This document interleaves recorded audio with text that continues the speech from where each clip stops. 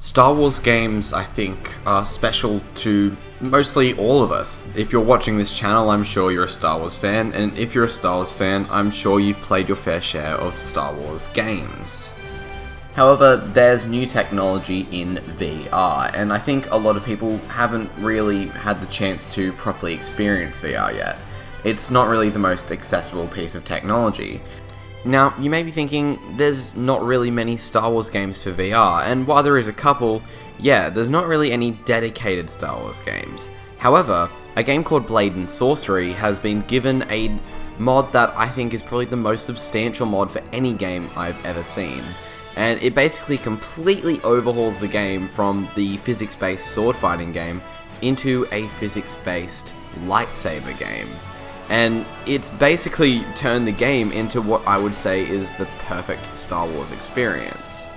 Now, of course, it's not going to look the part necessarily of Star Wars when it comes to enemies in the maps, for example, but look at these lightsaber models. And there are so many. Lightsabers from canon, lightsabers from Legends, all looking exactly how they should. And somehow, when you turn them on, they feel like they should, because they look the part and they sound the part.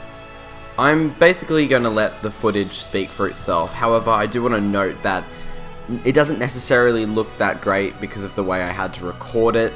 I can assure you that when you're in the headset, it feels a lot better than it looks necessarily on screen. You can't get the full experience unless you try it for yourself. So I do recommend, if you've got a VR headset, you download Blade and Sorcery and you give the Outer Rim mod a go.